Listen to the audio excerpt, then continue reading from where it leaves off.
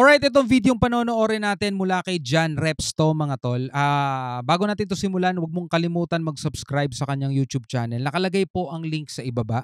Ito basahin natin yung title. AFP, naka-alerto daw, no? Naka-alerto.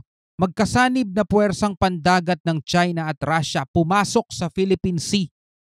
Philippine Sea mga tol So, alam ko magsasagawa sila ng bilateral exercises sa West Philippine Sea. Mga tol, ayan So ito papanoorin natin, bigyan natin to ng reaction video, commentary.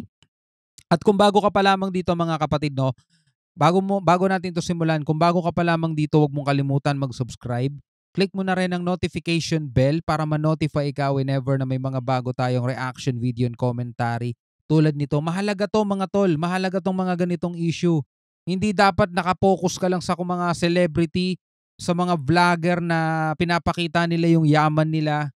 'Di ba? Dapat naka-focus ka rin mga tol na alam mo yung mga balitang tulad nito. Alright, so wag na nating patagalin pa. Panoorin na natin 'to mga tol.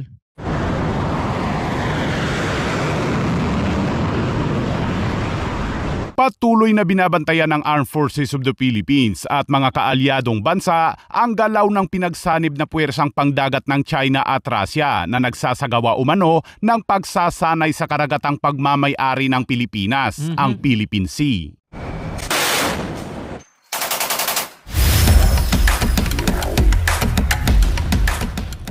Nagpahayag ng pagkabahala ang AFP nitong Miyerkules matapos maglayag ang Chinese Carrier Strike Group sa Philippine Sea na pinangungunahan ng isang aircraft carrier na Shandong.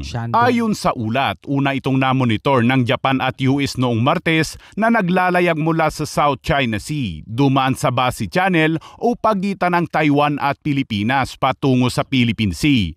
Ang Philippine Sea ay isang marginal na dagat ng kanlurang karagatang Pasipiko sa silangan ng Philippine Archipelago. At pagdating nito sa Philippine Sea ay nagsagawa umano ito ng flight deck operation o pagpapalipad ng mga aircraft na karga nito ayon sa Japan Self-Defense Forces habang patuloy ang paglalayag nito na may layong 323 miles mula sa Miyako Island ng Japan. Sa isang release naman ng Taiwan Defense Authority ay sinabi nitong namonitor nila ang 37 iba't ibang uri ng aircraft ng Chinese People's Liberation Air Force sa paligid ng isla na nagsasagawa ng Air-Sea Joint Training noong Miyerkules.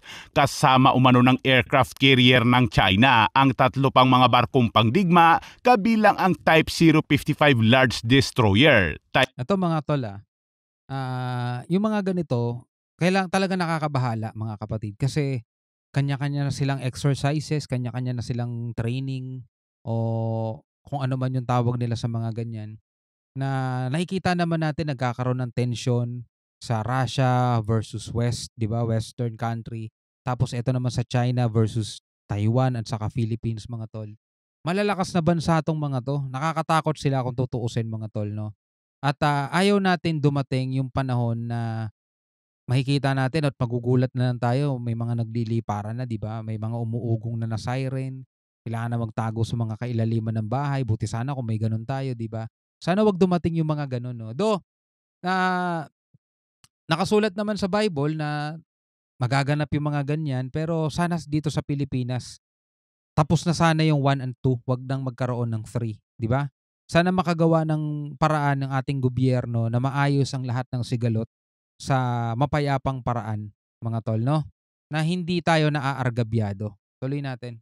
Type 052 Guilin Destroyer at Type 054 Yunqing Frigate, pati na rin ang mga barkong pangdigma ng Russia at hindi nabanggit kung ilan naman ang barko ng Russia. Sa gitna ng mga tensyon sa Taiwan Strait at West Philippine Sea, gayon din ang RIMPAC 2024 na pinamumunuan ng Amerika na tahasang nagtatarget umano sa China, sinabi sa ulat ng Global Times na ang mga aktibidad ng hukbong dagat ng China ay hindi nilalayo ng alimang bansa ay nagsisilbing magpapahusay ng mga kakayahan sa pakikipaglaban at pagpigil dahil sa hindi matatag na mga kadahilanan ng seguridad, sinabi sa ulat noong Miyerkules. Sinabi naman ng tagapagsalita ng Armed Forces of the Philippines na si Colonel Francel Margaret Padilla na binigyang diin nila ang kahalagahan ng pagpapanatili ng kapayapaan at katatagan sa rehiyon at hinihimok ang lahat ng partido na sumunod sa mga internasyonal na batas at pamantayan, partikular na ang United Nations Convention on the Law of the Sea o UNCLOS. Sinabi naman ni AFP Public Affairs Chief Colonel Cerces Trinidad na patuloy nilang susubaybayan ang sitwasyong ito upang matiyak na hindi malalabag ang mga karapatan sa soberanya ng Pilipinas sa isinasagawang joint exercise ng China at Russia. Sana talaga mga tol, no? Dumating sa puntong maisip ng China na malaking bansa sila mga tol. Marami silang tao, marami silang kailangan pakainin, buhayin kasi talagang kulang sila sa resources eh. Kaya ang ginagawa nila mga tol, yung mga hindi kanila, pinag-iinteresan nila. At kaya sila nagpalakas, kaya sila nagpalaki ng ganyan para mabraso nila yung mga gusto nilang brasuhin mga tol. Kasi yung mga Chinese na mismo may sabi, 2 season lang sa kanila at mahirap ang bansa nila noon. Napa-asenso nila yan, napalaki nila, napalakas nila yan mga tol.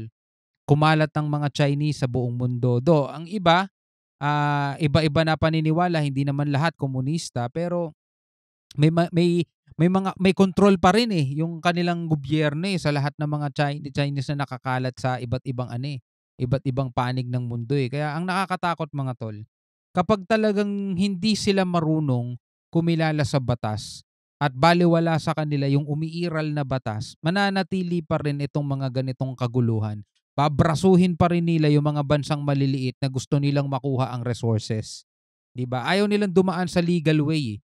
Ang gusto nila mga tol, kunin lang yung gusto nilang kunin. Itong West Philippine Sea, itong buong karagatan sa gitna nating lahat, China, Taiwan, Malaysia, Indonesia, Brunei, Cambodia, Pilipinas. Alam mo yung mga bansang yan mga tol, merong dagat sa gitna nila.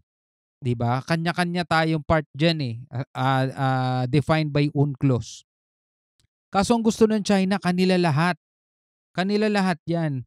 Tayong Pilipinas mga tol, ang tanong, payag ba kayo?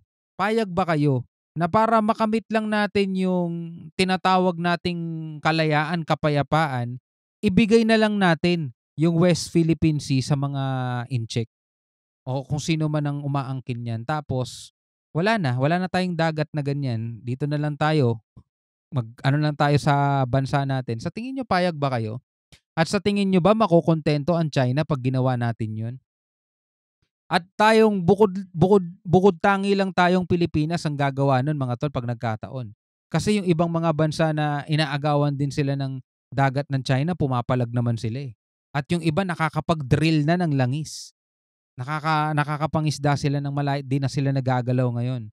Dahil pumapalag sila eh. Pero tayo mga tol, kung gagawin natin sa sobrang takot natin, ibigay na lang natin yung West Philippine Sea. Sa tingin mo ba makakabuti sa Pilipinas yun? Kasi parang ganun yung gustong mangyari ng iba. Ng ibang mga Pilipino, mga tol. Ayaw namin ng gera. Baba na kayo, BBM. Resign na, resign. Di ba? Nakikita niyo yun mga tol? Anong gusto nila mangyari? Sukuan na lang natin yung bagay na ganyan. Di ba? Pwede ka mag-comment sa ibaba. Ano sa tingin mo? Di ba? Comment ka na lang sa baba.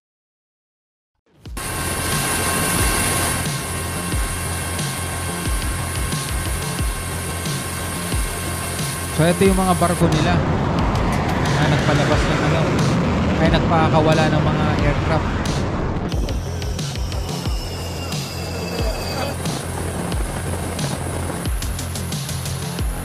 Well anyway, sana itong bagay na to ay wala lang, no? Itong pagdaan ng aircraft carrier ng China. Tapos kasama pa nagpa-practice dito, ensayo, exercises yung Russia. Alam naman natin Russia. Matindi rin yan mga tol, pero sana hindi tayo kalabanin ng Russia mga tol, no? Wala naman tayong ginagawa sa kanila eh. Anyway, bilang isang Pilipino, anong masasabi mo rito? Comment ka na lang sa ibaba, no? Hanggang sa muli mga kapatid, ako nga pala si Shobaldi. Peace out.